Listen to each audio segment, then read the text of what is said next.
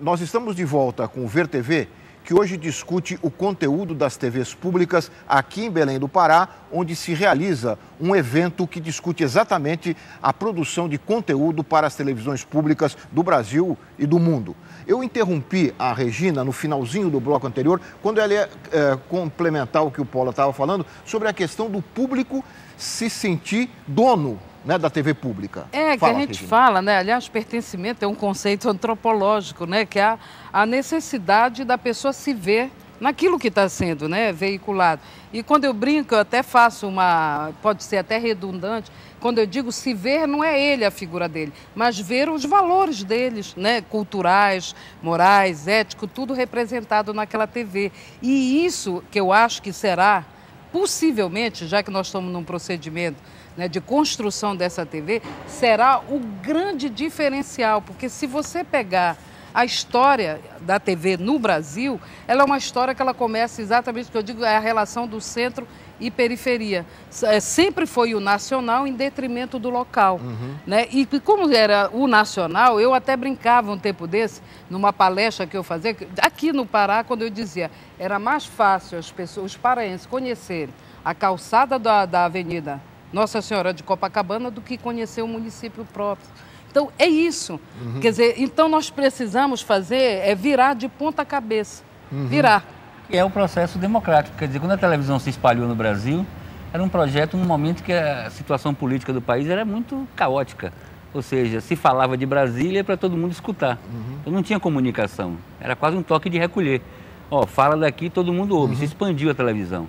Hoje, a exigência da democracia é muito mais trocas. Ou seja, não quer só receber a televisão. Eu tive num evento que a moça falava, e a gente vai ficar só olhando? Pois é. A gente quer olhar, quer produzir, quer falar sobre a festa com o olhar dela. Então a exigência de trocas é muito grande, né? De pertencimento também nesse sentido. Eu achei muito interessante agora com o episódio do Rio de Janeiro, que eu vi na voz da polícia, que é onde talvez a gente não esperasse um conceito cultural tão forte, várias pessoas da polícia dizendo que tinham ganho a batalha porque tinham tirado dos bandidos o seu território, certo? Então o conceito de território, que é tão difícil de empregar no momento que você está construindo uma política pública, para a polícia é claro. No momento que eu tirei o bandido do seu ambiente, da sua convivência, do seu vizinho, da música, da cultura que acontece no lugar, esse cara está perdido. Vai ser fácil capturar ou ele não vai ter capacidade de ação. O que a gente quer fazer é o contrário. A gente quer dar território via uma comunicação pública capilarizada para que o cidadão possa se sentir com a sua autoestima levantada e não precisa nem ser bandido. Agora entrar é um desafio, né? É um desafio. Olha, desafio, eu queria voltar aí ao nosso seminário, ao seminário internacional que vocês realizaram aqui em Belém, e trazer para a nossa discussão um batalhador da televisão lá em Pernambuco, que é o Eduardo Homem Duda. O Eduardo Homem está no grupo que está reconstruindo a TV estadual de Pernambuco. Ele veio aqui, segundo ele, para se informar e para levar essas informações lá para Pernambuco. Vamos ouvir o Eduardo. As ideias que surgem, né, partem da dificuldade, dos problemas que as TVs públicas enfrentam, que vão desde a dificuldade de financiamento, desde, às vezes, algum atrelamento excessivo aos mandatários, né, aos governos estaduais. Então são desafios mais ou menos comuns. No caso da TV Pernambuco, a gente está recomeçando a história da TV. A TV vinha muito abandonada tecnicamente. Para você ter uma ideia, transmissores a válvula ainda, da década de 50. Enfim, então a gente está num processo de recuperação do parque técnico, né, da transmissão, para fazer com que a televisão pegue nos dois sentidos, tanto pegar, a pessoa ligar o aparelho de televisão e ver o canal, e pegar no sentido de pegar na cabeça do telespectador, de poder assistir a programação. E nesse sentido, uma coisa que é comum aqui é que uma televisão pública ela é mais transmissora de conteúdo do que produtora de conteúdo, no sentido de aproveitar o que é produzido na sociedade local onde ela existe. Então a gente em Pernambuco tem um audiovisual muito forte, né? No cinema pernambucano é muito forte, a produção de vídeo no Pernambuco é muito forte, e a gente está nesse reinício da televisão procurando aproveitar isso que já existe antes de começar a produzir. Bom, esse fórum é também um lugar de aprendizado, né? Acho que todos estão aprendendo. Como é que vocês avaliam essa discussão aqui sobre o conteúdo? Quer dizer, que novidades a gente pode começar a pensar a partir dessas discussões? Que formatos de programa? Não sei se o fórum chegou a esse detalhe. A gente está construindo aí, né? Tentando pensar. Mas olha, pegando esse gancho mesmo que a gente está falando, e tem tudo a ver com a proposição do fórum, porque isso tudo que o Paula está falando, né? O que a gente quer, né? A população quer se sentir pertença àquilo que está sendo produzido, principalmente e localmente, e de acordo com um conceito também antropológico da diversidade. Qual é o grande desafio? Eu acho que isso está colocado nesse fórum. Isso aí eu diria que são concepções teóricas, né? Teóricas. Qual é o grande desafio? Como é que a gente traz isso para o campo pragmático da produção da televisão? Então, esse é exatamente o desafio. Eu sei que ela tem que ser diversa, eu sei que a sociedade tem que se sentir pertença. Como é que nós podemos, dentro do espaço do que a gente está chamando de grade de televisão, a gente vai fazer com que vamos levar para o telespectador algumas coisas mais práticas. Quer dizer, eu acho que nós estamos aqui num nível ainda mais conceitual. Quer dizer, o que é um programa diferenciado? Vamos pensar... Não, já falamos aqui do cinema. Vamos falar, por exemplo, do debate. Vocês não acham que falta, no geral, debate na televisão brasileira? A televisão comercial não debate os grandes assuntos políticos. Vocês debatem lá na Bahia, né, Paula? Debatemos na Bahia, aqui no Pará também debate. Temos programas de debate de 1h30 e você traz personagens totalmente novos para o debate. São fontes, a Bahia estava muito acostumada às mesmas fontes. Quando se falava, você sabia quem é que perguntava sobre qualquer assunto. Tem uns especialistas que já estão na agenda fácil. Na agenda. Então a gente abriu muito isso. E isso traz a questão do pertencimento. Quer dizer, se a diretora do Sindicato das Empregadas Domésticas está na televisão, com as dificuldades de comunicação que ela tem, não de comunicação, mas de se expressar corretamente, ou a cor dela, todas as coisas que eram passíveis de não visibilidade na comunicação, você começa a dizer assim, isso é um local que a história diverso. Porque, no geral, não são pessoas autorizadas, né? Credenciadas a falar. E quando você traz, né? Você quebra também, você rompe com uma estrutura antiga. A ideia de oposição, pessoas que têm ideias contrárias. A gente está sempre pensando que vai ligar a TV e alguém vai falar algo que é certo. Quando você diz duas pessoas inteligentes falando, cada uma contra a outra, com pensamentos diversos, isso já abre um espaço muito mais interessante. E deixa a escolha para o telespectador. Exatamente. Não precisa fazer afirmação. E olha, lá, a gente está esquecendo um detalhe, que eu acho que isso a gente também vai ter que encarar esse debate. Porque a gente fala de conteúdo, sempre assim, traz o cinema, cria ministério, mas hoje, de uma maneira geral, todas as TVs têm um jornalismo. Como é que a gente faz com esse jornalismo? Qual é o nosso diferencial do ponto de vista de um gênero como é o jornalismo em relação às TVs privadas? Você está entendendo? Que leitura se faz do mundo, do Brasil? Que leitura, né? De que maneira de humanizar? Porque eu digo sinceramente, o jornalismo da TV privada, eu digo que até é um jornalismo desumano. Ele é desumano, no sentido como ele aborda as questões, no sentido como ele traz o espetáculo. Então, como é que nós devemos trabalhar? Né? Nós devemos trabalhar humanizando essa informação, que é exatamente na abordagem. Né? Não é só. Então, e isso vai na contramão, inclusive, dessa, eu diria, dessa obsessão pela factualidade. Né? Então, só vem para o jornalismo aquilo que é factual. E a gente só esquece de um detalhe. A factualidade no jornalismo, boa parte, eu diria até 89,9%, é dado pelo próprio campo do jornalismo. Fora, eu digo factualidade, no real, só é aquilo, é o avião que cai, é uma bomba que explode, mas no geral quem dá essa temporalidade é o jornalismo. Os escândalos estão aí para dizer isso. Então, a Deutsche Welle, por exemplo, ela trabalha com notícias de fundo. Então, ela não faz um hard news como é uma CNN, né? Mas ela essa vocação, ela pega as notícias quentes do dia, né? E vai a fundo dessa notícia.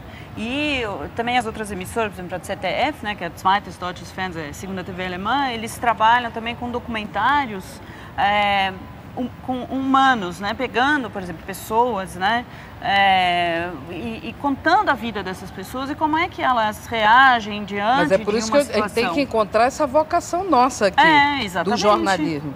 Porque hoje ele funciona na mesma linha do factual da TV privada. Está todo mundo lá com o microfone na boca do entrevistado, fazendo uma passagem. Então nós temos que encontrar a vocação. Você já não tem nem o repórter ali. Você tem um narrador e a pessoa mesma vai mostrando e vai comentando. E aí a narração vai só alinhavando, contando. Contar a história mesmo, né? Então, que nem outro dia eu estava assistindo um, né, que era sobre como é que irmãos de crianças com necessidades especiais reagiam diante disso. Como é que como é que vivem essas crianças?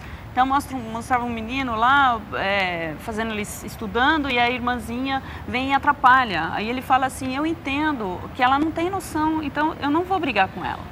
Então, mostrando a maturidade que essa criança tem. Puxa, a gente tem tanta situação, né, aqui assim, né? Que, bom, vamos mostra um pouquinho quais são as dificuldades de uma criança, por exemplo, que tem um irmão que tem um problema de saúde, e quais as dificuldades que esse irmão também tem, né? Falta mesmo essa coisa do humano. Mas isso tem que ser tratado, às vezes até a TV brasileira, a TV comercial até trata, mas vai tratar como espetáculo. Não, é diferente. Não vai tratar com a seriedade necessária. Tirar o véu também, né? Eu acho que assim, seu programa, por exemplo, é um programa que discute a TV dentro da TV. Então é fantástico, porque as pessoas têm a oportunidade de ver que nem tudo é como está vendo. Tem outras visões, tem outros pontos de vista. Então eu acho que puxar assuntos, que a gente teve agora um debate político quando os assuntos não foram explorados, porque ninguém queria falar o que sentia exatamente, com medo de como seria explorado pela imprensa comercial. Exatamente. Às vezes era uma palavra errada, maldita, que virava manchete do outro dia. Então o assunto não se falou de nada, não se falou de verdade de aborto, não se falou de liberação de droga, não se falou dos assuntos, se é para estatizar, se não é para estatizar. Era dependendo do que a pesquisa qualitativa dizia que o candidato ia lá e falava. Então, uma bela pauta para a TV pública, não entrar nessa, né? Não entrar nessa. Então é tirar o véu, assim, tirar o véu do Estado. Às vezes ficam pensando, se falar do Estado é chapa branca. Não, o Estado é uma caixa extremamente fechada.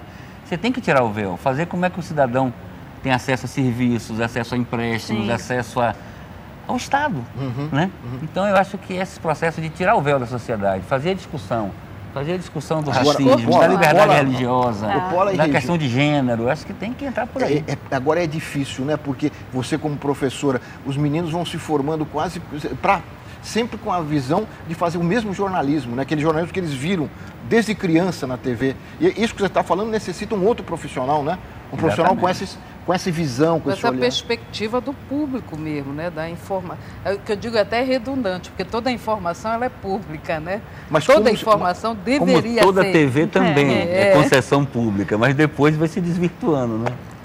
Olha, nós ouvimos também aqui no fórum a professora Marli Camargo, de comunicação da USP, que ela fala sobre os formatos da TV pública na digitalização, já nessa nova fase da nossa televisão. Vamos ouvir a professora. A grande preocupação das nossas discussões foram em torno da questão das mudanças de parâmetros de produção, ou seja, como é que ficarão dentro da TV digital os diferentes gêneros televisivos, desde o jornalismo, passando pelos programas de humor, infantis e chegando aos programas ficcionais, eventualmente, né? Fazer essa migração é dizer exatamente como fazer essa migração, não é? Então, manter o objetivo social da TV pública, ao mesmo tempo mantendo a qualidade, partindo da premissa de que a TV pública deve, antes de qualquer coisa, primar pela qualidade estética do seu produto. E quais seriam os desafios reais da digitalização para a TV pública? Bem, eu acho que principal é interatividade. Porque a TV comercial entende interatividade como comprar o casaco da atriz, fazer o penteado da modelo, comprar o calçado, tudo é comprar. Então aí fica fácil, né? Porque fica tudo reduzido. Agora, quando a gente pensa uma troca de fato, aí isso ainda é um campo extremamente longo e complexo que a gente tem que invadir. O que a gente tem feito na Bahia é colocar muitas fichas no portal da televisão. Então no portal a gente tem a TV ao vivo, tem a rádio ao vivo, tem produções que não vão para a TV e que estão no portal, e onde a gente recebe críticas, informações e tal. Então a gente usa a internet por enquanto para treinar possibilidades e formatos de que sejam usados depois na televisão. Já é um começo. É um começo. E o exercício, né? Porque quando tu também migra o conteúdo da TV para o portal, você também já está fazendo um exercício. Só que a gente ainda está migrando no formato da TV para dentro da internet, né? Bom, e a gente tem que pensar que a televisão pública tem um duplo desafio pela frente. Pensar a programação para agora, para o analógico, mas também está de olho no digital que está chegando, né, Paula? É porque essa questão do pertencimento, quer dizer, no momento que a pessoa ela consegue falar com a televisão, isso é quase um sonho, é quase um mistério, porque aí abre realmente um espaço. Eu tive no encontro na época da conferência de comunicação com líderes sociais e comunitários em Salvador, e uma senhora me disse: "Seu Paula, o que é que eu posso fazer em relação à televisão? Quando a televisão lá em casa quebra, minha filha não sabe onde namora, meu marido não sabe onde se senta, eu perco a hora do jantar e a hora de dormir."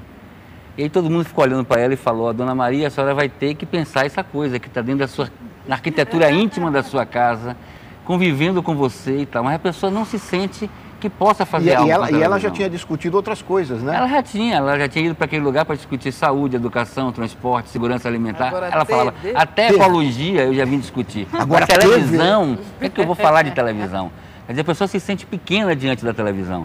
Então, quando você abre um espaço que diz: "Isso é seu, você pode participar, sua opinião tem validade aqui", aí a coisa muda. A gente não sabe como muda, mas muda. Muda. E também, quando você diz tirar esse véu, né, você também tira, porque a televisão ela sempre foi caracterizada como lugar dos grandes especialistas. Vamos falar de política, chama o analista, chama o cientista. Então, quando você traz alguém, mesmo que seja para falar de um assunto delicado que é política, mas a dona de casa, porque ela sente isso no cotidiano dela. E aí você começa a dar lugar para ela dentro daquela tá, né, daquele espaço público. Mas isso é uma resistência, porque você diz: "Não, por que eu vou chamar o representante lá da comunidade se ele não entende?" Ele entende de política, ele entende das questões culturais, ele talvez entende não tenha de espaço televisão, porque a televisão está todo dia na sala dele, não foi isso que ela falou? O brasileiro entende de televisão, com certeza. Agora não tem onde falar. Exatamente. Né? Você cria uma ONG, como a gente criou uma vez lá em São Paulo, ONG TV.